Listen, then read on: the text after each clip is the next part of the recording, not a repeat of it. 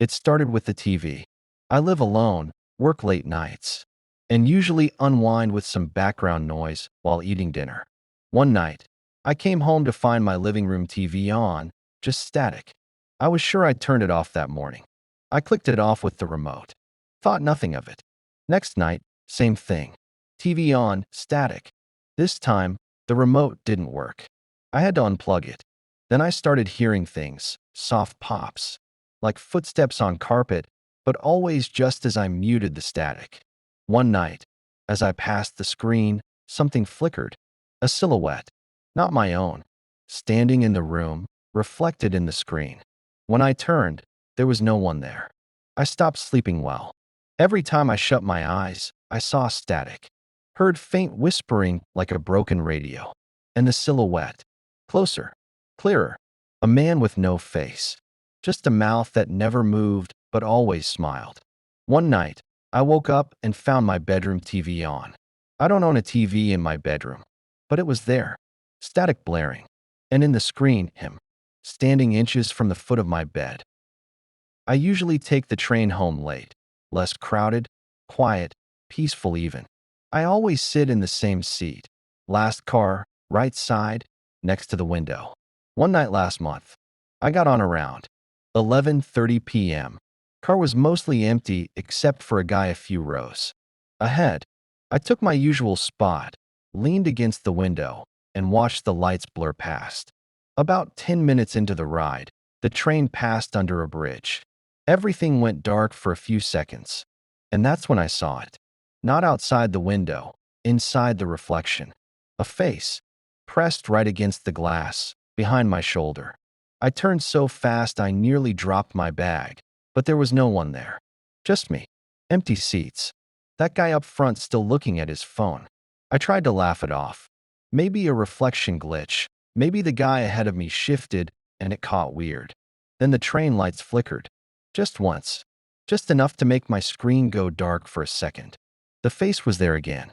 This time smiling. And it wasn't my reflection. I stood up, walked to the front of the car, heart pounding. The guy was gone. The train stopped a few minutes later. I got off, told myself I was overtired, seeing things. But now, every time I take the train, that seat is cold, like someone's still sitting there. And sometimes, when the train goes under that same bridge, I catch a glimpse of that smile again. I was 12 when I first heard about the house at the end of Willow Road. My older brother and his friends dared each other to go near it on Halloween. No one's lived there since 1982. They said, like it was gospel.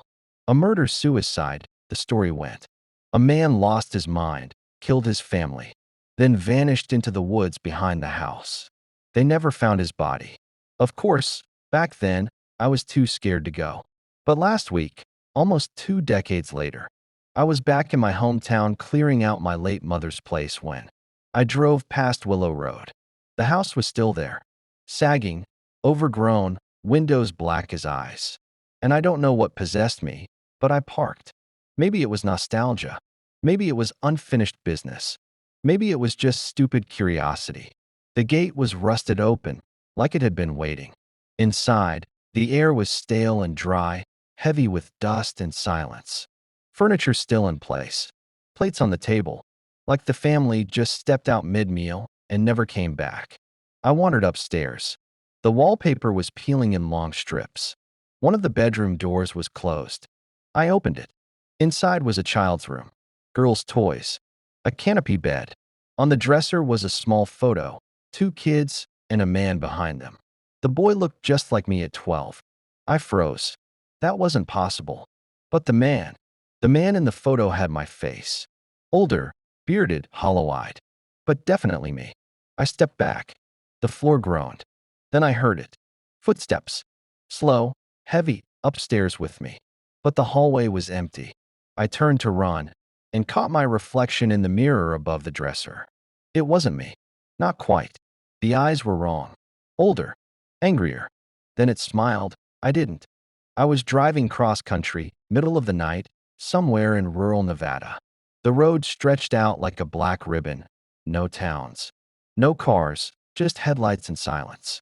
Around 2 a.m., I pulled into a rest stop. Just a cracked parking lot, one flickering streetlight, and a single building with vending machines and a grimy bathroom.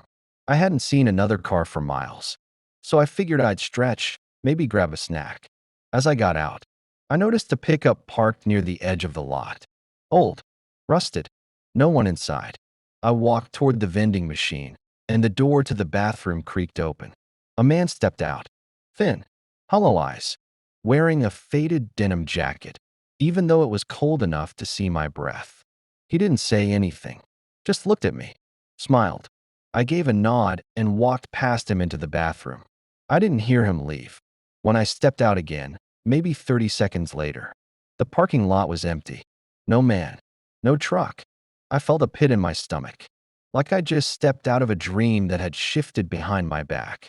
I got in my car and locked the doors.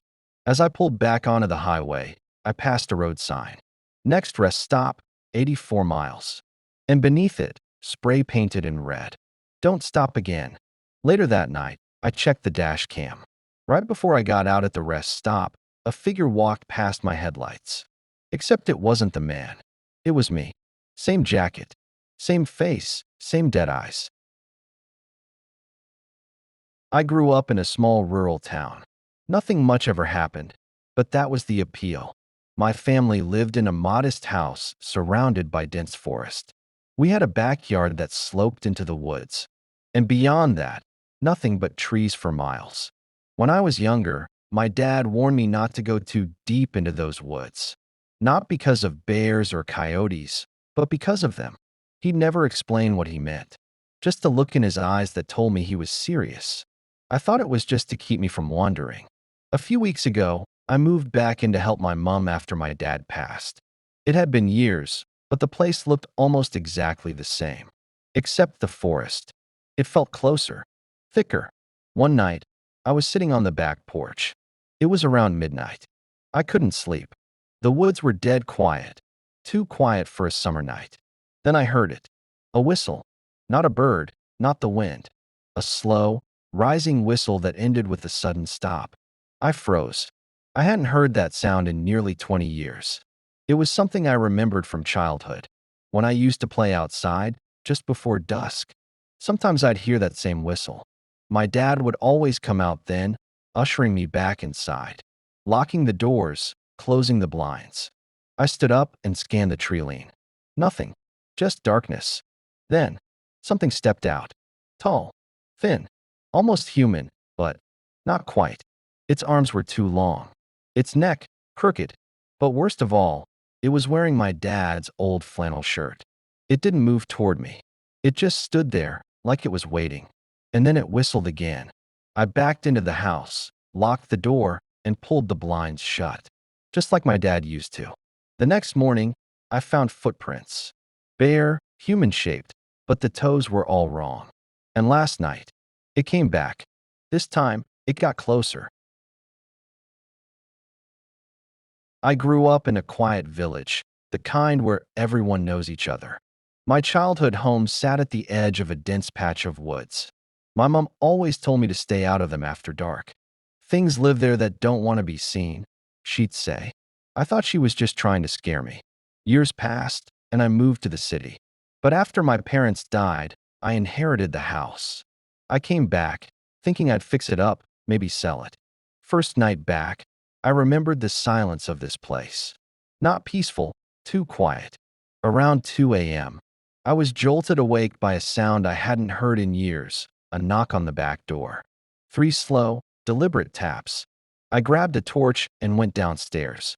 No one there. I thought it might have been the wind, until I noticed the dirt on the handle. Smudged fingerprints. Barefoot prints leading away into the woods. Next night, it happened again. Then every night. Always at 2 a.m. And each time, the prints came a little closer. One night, they led to my window. The next, the window was open. I knew I'd locked it. I set up my phone to record overnight. What I saw nearly made me sick. At 2 o'clock on the dot, something stepped out of the tree line. It looked human, but it moved like a puppet, limbs bending wrong. It crept right up to the door and stared straight into the lens. Its mouth opened slowly, like it was trying to speak, but no sound came out. The final frame was my door swinging open. I moved out the next morning. But last night, back in the city, I heard it, 3 slow knocks. I work alone most days, managing repairs and maintenance. On a set of remote wind turbines out in the countryside. It's long hours, but peaceful. Nothing but hills, trees, and the constant low hum of the turbines. 2 weeks ago, I was out at the furthest unit, turbine 6, miles from the main road. I arrived around noon, logged the inspection, and climbed up into the housing unit. Everything was normal, but when I looked down, I noticed someone standing at the edge of the field, middle of nowhere. No car, no reason to be there. They were wearing a hood, just staring up at the turbine. I shouted down, asked if they needed help. They didn't move. Figured maybe it was a hiker who got turned around. So I finished my check and climbed down. By the time I hit the ground, they were gone. Weird, but I didn't think much of it until I reviewed the motion alerts on the trail cam. We keep strapped near the base, mostly to monitor wildlife. There was a frame, just one. The figure was closer than I remembered. Face still obscured. But something was off with their arms, bent wrong, like too long. That night, I couldn't stop thinking about it. Something about the stillness, the way they never flinched or reacted. Next day, I brought a coworker out with me. Didn't tell him everything, just said I'd seen someone out there. When we reached Turbine 6 again, the door to the base housing was slightly ajar. We never leave them open. Ever. Inside, everything looked normal until we saw the message scratched into the metal paneling. Stay until dark. We left. Immediately. Reported it to the company, but they brushed it off. Vandalism, probably. But I haven't been able to go back since. Not after I found my name carved into the trailhead sign 2 days later. I never told anyone my full name. Not out there. It started as a local superstition, something kids whispered about during sleepovers. If someone knocks on your door twice after midnight, don't answer. Just wait. If they knock again, they're already inside. I always thought it was a joke. Urban legend stuff. Until last week. I live on the edge of town, quiet neighborhood. Nothing ever happens here. I just finished gaming around 1 a.m., getting ready for bed, when knock, knock. 2 sharp raps on my front door. I froze. My porch light was out. I peeked through the side window. Nothing there. I waited. Minutes passed. Silence. Then I laughed at myself, went to brush my teeth. But just as I closed the bathroom door, knock. This time from inside the house. Right behind me. I spun around, heart hammering. Nothing there. Nothing in the hall. Nothing in the living room. Every door locked. Every window shut. I checked them all again. And then I saw it. On the hallway mirror, written in the fog that hadn't been there seconds earlier. Already inside.